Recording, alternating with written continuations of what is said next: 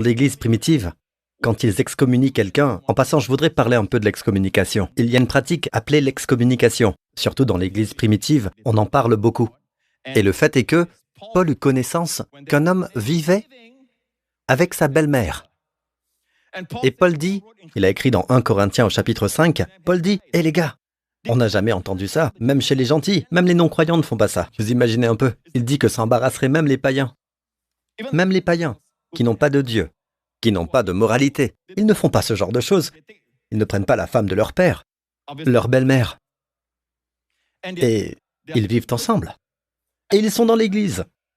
Alors Paul dit, vous savez quoi? Vous les gars, par la puissance en moi. Bon, ce n'est plus le cas aujourd'hui parce que Paul n'est plus présent parmi nous. C'est un pouvoir apostolique spécial, étant assemblé avec la puissance de notre Seigneur, livrer un tel homme à Satan pour la destruction de la chair, afin que l'esprit soit sauvé dans la journée du Seigneur Jésus. Waouh! Pasteur, vous avez déjà fait ça avant? Vous voulez que je fasse ça? S'il veut vivre pour le diable, livrez-le entièrement au diable. Et voyez ce que le diable fait de lui. Pour la destruction de la chair, afin que l'esprit soit sauvé.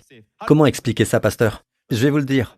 Continuez à lire. Paul dit, « Je vous ai écrit dans la lettre de ne pas avoir de commerce avec des fornicateurs, ou les avares, ou des ravisseurs. » Paul dit, « Je ne vous écris pas au sujet des gens du monde, ou sinon vous devriez quitter ce monde. » Pas absolument avec les fornicateurs de ce monde, dit Paul, les gens du monde. Parce que vous ne pouvez pas faire des affaires, vous ne pouvez même pas sortir du monde parce qu'ils sont tous comme ça, en tout cas beaucoup d'entre eux.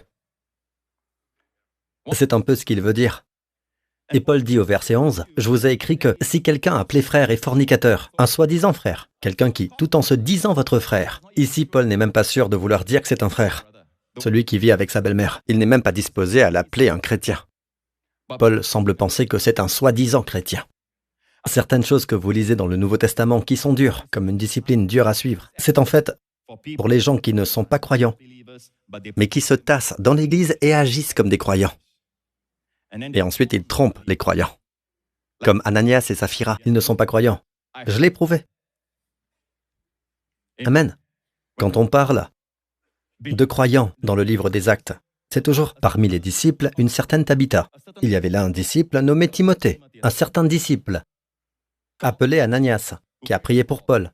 Par contre, il est dit un homme appelé Ananias, c'est celui qui tombe et meurt. Ils ont le même nom, mais lui, c'est un homme, pas un disciple. Donc les gens se servent de cela. Maintenant, si vous venez à l'église et faites exprès de vous intégrer pour décevoir le peuple de Dieu, le jugement sera sévère. Ouh, j'ai dit sévère. Même les gens dehors, vous savez, Dieu ne les livre pas au jugement. Mais dans l'église, si quelqu'un entre, il n'est pas sauvé, et il blasphème le nom de Dieu par la vie qu'il mène, et les gens disent, si c'est ainsi qu'est un chrétien, eh bien, ils ne sont pas sauvés en premier lieu. Donc Paul dit qu'il faut s'en occuper.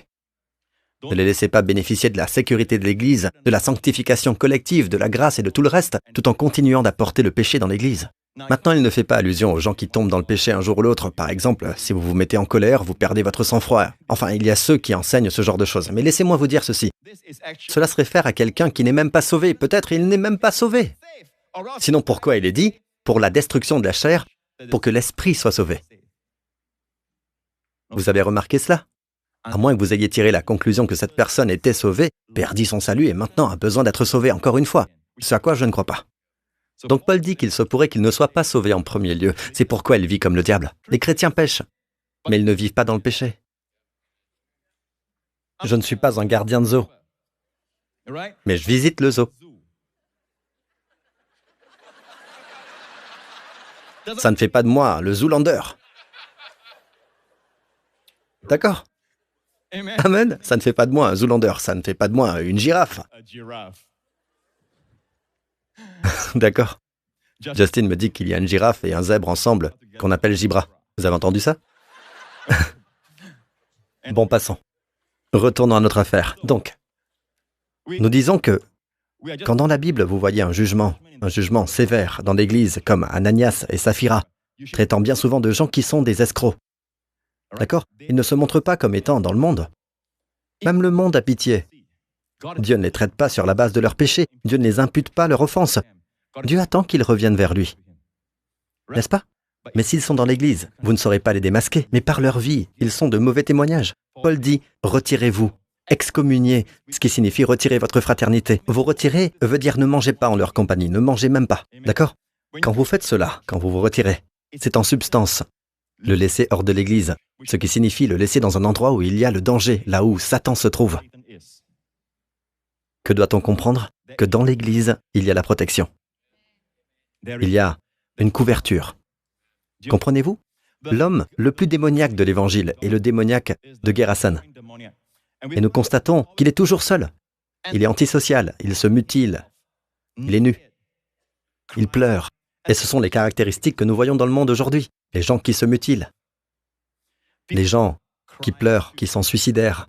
Ils ont du chagrin, ils sont dépressifs, ils sont antisociaux et se coupent du monde. Ce sont des activités démoniaques. Et Jésus navigua sur la mer, le lac, juste pour trouver cette personne. Il peut entendre son cri.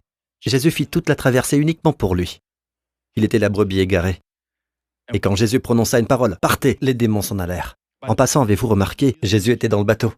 Et à mi-chemin, le diable causa une tempête, essayant d'empêcher Jésus d'aller vers cet homme. Et en un mot encore, il n'y avait plus de tempête, le calme parfait. En un mot. Et de l'autre côté, le démoniaque expérimenta le même calme parfait quand Jésus parlait. La Bible le dit, quand ils le virent, les disciples étaient avec lui dans le bateau. Mais plus tard, quand Jésus s'approchait du démoniaque, il était seul. Comment cela? Parce qu'ils restèrent tous dans le bateau. La Bible dit que cet homme brise des chaînes, vous savez, et Jésus était seul. Et soudain, vous voyez qu'il est vêtu, vous le voyez vêtu, saint d'esprit et assis. Ce sont les signes que quelqu'un est libéré. D'accord, ils sont saints d'esprit. Regardez le sourire de votre voisin qui dit « Deuxièmement, ils sont vêtus. Vêtus, vêtus. Vêtus. Troisièmement, ils sont assis. Une place de repos, une position de repos au pied de Jésus.